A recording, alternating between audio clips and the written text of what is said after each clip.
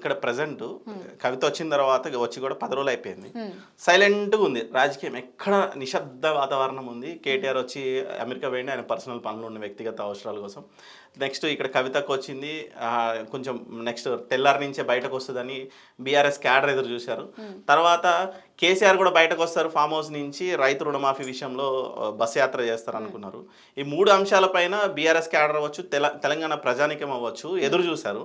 So వాళ్ళు కొంచెం నిరాశలో ఉన్నారు. ఎందుకు బయటకి అగ్రెసివ్గా రాలేకపోతుంది బీఆర్ఎస్ పార్టీ లీడర్స్ అవ్వచ్చు, టాప్ లీడర్స్. ఎందుకంటే ఒక పక్క హరీష్ రావు, సబితాందర్ రెడ్డి గారు తిరుగుతున్నారు, కొంతమంది ఎమ్మెల్యేస్ తిరుగుతున్నారు గ్రౌండ్లో, పరామర్శలు. యుద్ధము నేరుగా రాజొచ్చి చేయడు.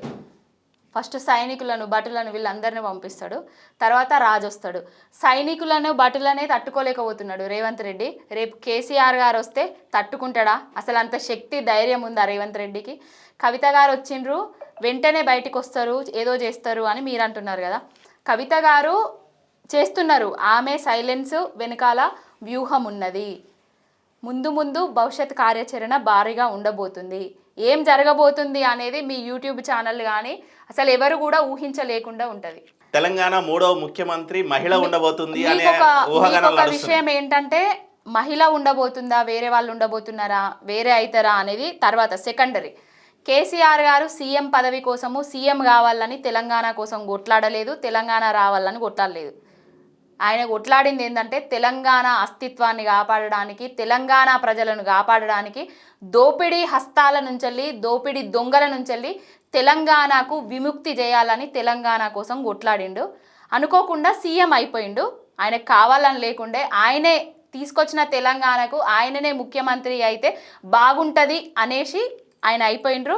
అయిపోయిన తర్వాత 10 సంవత్సరాలల్లో తెలంగాణను ఎవరైతే అన్నారో తెలంగాణ దండగా, పరిపాలన చేత కాదు, వ్యవసాయం దండగా, అసలు వాళ్ళకి ఏది చేత కాదు అని ఎవరైతే అన్నారో వాళ్ళనే ముక్కుల మీద నోర్ల మీద వేలు వేసుకునేటట్టుగా చూపించిండు. దండగా అన్న వ్యవసాయాన్ని పండగ చేసిండు. కరెంటు రైన్ల మీద వాటి మీద బట్టలు ఆరేసుకోవాల్సి వస్తుంది అన్నదాన్ని అసలు ముట్టుకునే ధైర్యం చేయలేకపోయేటట్టుగా 24 గంటల కరెంట్ ఇచ్చిండు. అందరినీ సకల జనులను, సంబంధ వర్గాలను సంతోషంగా ఉంచిండు. తెలంగాణను దేశంలోనే గొప్ప స్థానానికి number 1 rice bowl of India అనే విధంగా తీర్చిదిద్దిండు. పదవులు అనేటివి శాశ్వతం కాదు అని ఆయనకు తెలుసు. పదవుల మీద, ఆస్తుల మీద, డబ్బు మీద ఆయనకు ఎలాంటివి అసలు వాటి మీద ఏముండదు. తెలంగాణ ప్రజల మీదనే ప్రేమ, తెలంగాణ కోసమే ఆయనే. ఈ 10 నెలల మీ ప్రతిపక్ష హోదాలో ప్రతిపక్షంలో ఉంటే బాగుందా, ప్రభుత్వంలో ఉంటే బాగుందా? ప్రతిపక్షంలో ఉంటేనే బాగున్నది మాకు. ఎందుకంటే ప్రభుత్వంలో ఉన్నా కూడా మేము చేసింది చెప్పుకోలేకపోయినాము. నిజం, అది చేసింది చెప్పుకోలేకపోయినాము. ప్రజలకు తెలుసు. అంటే వీళ్ళు ఏంటంటే, ఒక దొంగ వచ్చిండు, దొంగ చేతికి తాళాలు ఇచ్చిండ్రు జనాలు. మార్పు అని అలవి కాని హామీలు ఇచ్చి నేను ఇంకా ఏదో చేస్తా అనేసి మసిపూసి మారేడుకాయ చేసి తూతూ మంత్రంగా ఏదో పెట్టినట్టుగా అయిపోయింది తెలంగాణ ప్రజలకు. అధికారంలోకి వచ్చిన తర్వాత ఈ స్వతంత్ర భారతదేశంలో 9 నెలలనే ఇంత వ్యతిరేకత తీసుకొచ్చుకున్న ప్రభుత్వం ఏదైనా ఉన్నదంటే అది తెలంగాణలోని కాంగ్రెస్ ప్రభుత్వం మాత్రమే, రేవంత్ రెడ్డి మాత్రమే.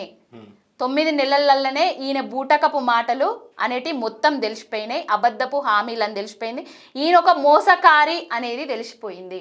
ఇప్పుడు మళ్ళా మార్పు కోరుకుంటున్నారు ప్రజలు. రా బాపు నువ్వే కావాలి అనేసి పిలుస్తున్నారు.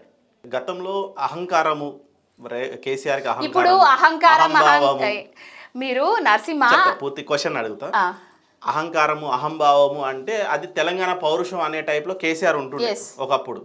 ఇప్పుడు మొత్తం ఆత్మగౌరవాన్ని తెలంగాణ ఆత్మగౌరవాన్ని తీసుకొచ్చి ఢిల్లీలో తాకడ పెట్టిండనే పాయింట్ ఆఫ్ వ్యూ నడుస్తుంది. ఎందుకంటే నెలకి 2 సార్లు ఢిల్లీ ప్రయాణం, ఎవరు పిసిసిలు కావచ్చు, రేవంత్ రెడ్డి కావచ్చు, డిప్యూటీ సీఎం కావచ్చు, మాట్లాడితే ఉరుకులాటనే.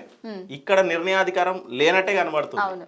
సో అది ఎట్లా చూడొచ్చు అంటే, గతంలో ఏమో తెలంగాణలో బాపుతో సహా మొత్తం బీఆర్ఎస్ పార్టీ లీడర్స్ కావచ్చు, లేదంటే బీఆర్ఎస్ క్యాడర్ కావచ్చు, లేదంటే తెలంగాణ ప్రజలందరికీ ఒక రకమైన యాటిట్యూడ్ ఉంటుండే. అరే మేము గొప్ప, మేమంటే మా హోదా, మా తెలంగాణ, మా ఆత్మగౌరవం అనే పాయింట్ ఆఫ్ వ్యూలో పోతుండే. ఇప్పుడు మొత్తం తెలంగాణను తీసుకెళ్ళి తాకడ పెట్టిన పరిస్థితిలో ఉంది. సో దీనిపైన ఎవరు మాట్లాడతలేరు. బీఆర్ఎస్ పార్టీకి చెందిన నాయకులు మాట్లాడతలేరు, ఎవరు మాట్లాడతలేరు. కంప్లీట్ సైలెన్స్ ఉంది బీఆర్ఎస్ నుంచి. అంటే ఇప్పుడే ఫైట్ చేయొద్దు అని వేచి చూస్తున్నారా, లేదంటే ఇంకేదైనా వ్యూహాలు ఉన్నాయా, లేదంటే కవిత వస్తే కవిత వెనకాల దండు కథలు ఉందా? ఇప్పుడే అసలు ఎవరు మాట్లాడతలేరు అని మీరు అంటున్నారు కదా, అది తప్పు. అయితే మీకు ఏం జరుగుతుందో తెలుస్తలేదు కావచ్చు. రైతుల గురించి, రైతు రుణమాఫీ గురించి ఫైట్ చేసింది మేమే. నిరుద్యోగుల గురించి మాట్లాడింది మా రామన్న గారు, రైతుల రుణమాఫీ గురించి మాట్లాడింది హరీష్ అన్న గారు, మహిళల మీద అఘాయిత్యాలు అత్యాచారాల గురించి మాట్లాడింది సబితా ఇంద్రారెడ్డి గారు అసెంబ్లీ సాక్షిగా. ఇవన్నీ మీకు కనిపిస్తలేవా? మీకు కనిపించక మాట్లాడుతున్నారా, అడుగుతున్నారా క్వశ్చన్ అనేది నాకు అర్థమైతలేదు. ఇప్పుడు ప్రజలకు ఏమైతే జరుగుతుందో ప్రతిపక్ష హోదాల మా సైనికులు మేమందరం కలిసి అడుగుతున్నాము. రేవంత్ రెడ్డిని బట్టలిప్పి బజార్లా కూర్చుండబెడుతున్నాము ప్రతిరోజు. అవి తట్టుకోలేకనే సోషల్ మీడియా వాళ్ళను అరెస్టులు చేపిస్తున్నారు. క్రిషాంక్ గారిని అరెస్ట్ చేయించారు, దిలీప్ కొంతం గారిని అరెస్ట్ చేయించారు, ఎంతో మందికి ఫోన్లు చేసి బెదిరిస్తున్నారు. మమ్మల్ని తట్టుకోలేకపోతున్నాడు. రేపు రేవంత్ రెడ్డి కేసీఆర్ వస్తే తట్టుకుంటాడా? అసలు ఇప్పుడు ప్రజలు ఏదో మార్పు కావాలనుకున్నారు కదా, మార్పును చూస్తున్నారు కదా, చూడనివ్వండి. కేసీఆర్ గారు సైలెంట్గా ఉంటున్నారు కాదు, కేసీఆర్ సైలెన్స్కి ఒక వ్యూహం ఉన్నది, కార్యాచరణ ఉన్నది, రేపు రాబోయే రోజులల్లో భారీగా ఉండబోతుంది అని చెప్తున్నాను కదా. ప్రతిపక్ష హోదాల ప్రజల పక్షాన, అధికారంలో ఉన్న ప్రజల పక్షాన తెలంగాణ కోసమే కొట్లాడినము, తెలంగాణను బాగు చేసుకున్నాము. ఇప్పుడు ప్రతిపక్ష హోదాలో ఉన్నా కూడా ప్రజల కోసం 24 గంటలు పనిచేస్తున్నాము, కొట్లాడుతూ ఉన్నాము. తెలంగాణోడు పోయి మోకరిల్లుతున్నాడు ప్రతి దానికి. ఏ పదవి కావాలన్నా కూడా ఢిల్లీలోడు అక్కడ స్విచ్ చేస్తే ఇక్కడ లైట్ వెలుగుతుంది అని కేసీఆర్ గారు చెప్పిండ్రు. గతి తప్పి జాతీయ పార్టీలకు, బీజేపీ కాంగ్రెస్ లాంటి పార్టీలకు మనం తెలంగాణలో అధికారంలోకి వస్తే ఢిల్లీ ఓడు సెట్ చేస్తే ఇక్కడ తెలంగాణలో లైట్ ఎలగాలే, అట్లయితుంది, ఆగమైపోతాము, గోసపడతాము అని ప్రతి సభలల్లా కేసీఆర్ గారు చెప్పిండ్రు. చెప్పినా మనం వినకపోతుమి. చెప్తే విననోని చెడంగా చూడాలంటారు కదా. ఇప్పుడు చూస్తున్నాము, అనుభవిస్తున్నాము. ప్రతి దానికి ఢిల్లీ మోకాళ్ళ దగ్గర పెడుతున్నాం తెలంగాణను తీసుకుపోయి. కేంద్ర బడ్జెట్ల 0 మనకు మొన్న వచ్చింది. 8 స్థానాలు పంచుకున్నారు బీజేపీ కాంగ్రెస్ కలిసి. ఏం తీసుకొచ్చినాయి? 0 తీసుకొచ్చినాయి. అదే మన తెలంగాణలో మన బీఆర్ఎస్ పార్టీ పార్లమెంట్లో బలం గలంగా ఉండేది ఉంటే కొట్లాడకపోతుండేనా? ఏ మంత్రులు కొట్లాడిండ్రు, ఏ ఎంపీలు కొట్లాడిండ్రు మొన్న 0 వచ్చిందని? ఎవరు కొట్లాడట్లే కదా. ప్రతిపక్ష హోదాల మేమే కొట్లాడుతున్నాము. మాకు అక్కడ సంఖ్యాబలం లేకపోయినా కూడా ఇక్కడ నుంచి మేము కొట్లాడుతున్నాము. ఇక్కడ బీఆర్ఎస్ పార్టీలో బీఆర్ఎస్ బలం ఇంతేనా అనే ఒక చర్చ వినిపిస్తుంది. ఎందుకంటే బలం ఇంతనా అనుకుంటున్నారు. అంటే బలం ఇంతనా అని ఎందుకు అంటున్నా అంటే ప్రజాబలం వేరు, నాయకుల బలం వేరు. ప్రజలు బలం ఉంది, బీఆర్ఎస్ కి ప్రజాబలం ఉంది. అందుకనే అవుట్ రైట్ గా ఒక 2% తేడాతోనే గవర్నమెంట్ వచ్చింది, కాంగ్రెస్ గవర్నమెంట్ వచ్చినా బీఆర్ఎస్ కి బలం ఉంది. కానీ ప్రభుత్వం ఉన్నప్పుడు అధికారాలు అనుభవించి ప్రభుత్వం గద్దె దిగంగానే, బీఆర్ఎస్ పార్టీ ఎప్పుడైతే గద్దె దిగంగానే మళ్ళీ పదవుల కోసం కావచ్చు, లేదంటే పదవులు అనుభవించిన వాళ్ళు కావచ్చు, మొత్తం అందరు పిన్ డ్రాప్ సైలెన్స్ లో ఉన్నారు. అంటే కొంతమంది ఫ్రేమ్ లో కనబడుతున్నారు, నేను కూడా యాక్సెప్ట్ చేస్తా, కనపడే వాళ్ళని ఎవరు తప్పుపట్టరు. కానీ మిగతా లీడర్లు ఏమైపోయారు? రాజ్యాధికారం అనుభవించిన వాళ్ళు ఏమయ్యారు? పార్టీ పదవులు అనుభవించిన వాళ్ళు ఏమయ్యారు? ఎర్ర బుగ్గలు వేసుకొని బ్లూ బుగ్గలు వేసుకొని తిరిగిన వాళ్ళు ఏమయ్యారు? ఎందుకు మాట్లాడతలేరు? అప్పుడున్నంత వాయిస్ ఏది, అప్పుడున్నంత హడావుడేది? ఎందుకు వీళ్ళందరూ సైలెంట్ అయిపోయారు? ఎందుకంటే ఈవెన్ నేను ఇప్పుడు వెళ్ళి ఒక మైక్ పెట్టాలి బీఆర్ఎస్ పార్టీ ఆఫీస్లో అంటే ఒకడు అందుబాటులో లేరు. ఎందుకు లేరు? ఇప్పుడు మీ వాయిస్ తప్ప తెలంగాణలో ఒక లేడీ వాయిస్ అంటే రెండో వ్యక్తి కనబడతలేరు. అంటే సబితమ్మ మాట్లాడుతుంది, లేదంటే కొంతమంది ఎమ్మెల్యేలు మాట్లాడుతున్నారు, మహిళా ఎమ్మెల్యేలు, నేను అగ్రి అవుతా.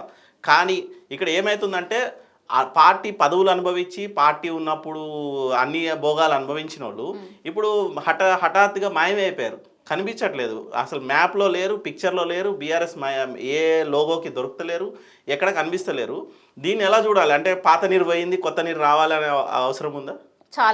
చాలా అవసరం ఉంది. పాత నీరు పోయింది, వాళ్ళు మాట్లాడతలేరు అని అంటే ప్రతిదీ గమనిస్తుంది పార్టీ. మా పెద్ద కేసీఆర్ గారు గమనిస్తున్నారు, హరీష్ రావు గారికి తెలిసిపోయింది, రామన్న గారికి తెలిసిపోయింది, కవితక్క గారికి తెలిసిపోయింది ఎవరు ఏంటిది అనేసి.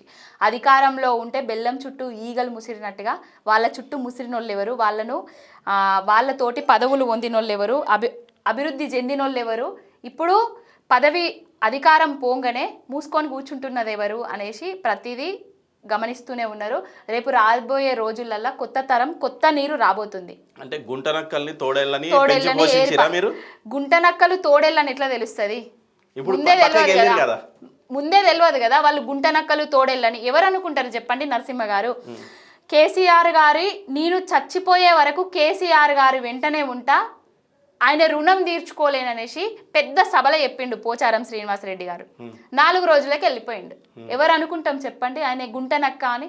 నమ్ముతాం కదా, మనం మనుషులం కదా, నమ్మకం ఉంటుంది కదా. కడియం శ్రీహరి గారికి ఎమ్మెల్యే పదవి ఇచ్చి వాళ్ళ బిడ్డకు ఎంపీ సీట్ ఇస్తుంటే ఆయనే నమ్మక ద్రోహం చేసి వెళ్ళిపోయిండు, నమ్మించి గొంతు కోసిండు. ఇప్పుడు బీడీలు అమ్ముకునే పంజాగుట్ట చౌరస్తాల బీడీలు అమ్ముకుంటే దానం నాగేందర్ను తీసుకొచ్చి మేము ఎమ్మెల్యేని చేసినాం. మమ్మల్ని నమ్మించి గొంతు కోసి ఇప్పుడు రేవంత్ రెడ్డి దగ్గరికి పోయిండు. ఇప్పుడు మమ్మల్ని ఎవరైతే నమ్మించి గొంతు కోసి అది చేసిండ్రో వాళ్ళందరూ రేపు రోడ్ల మీదకి రాబోతున్నారు అనేది చెప్తున్నా నేను.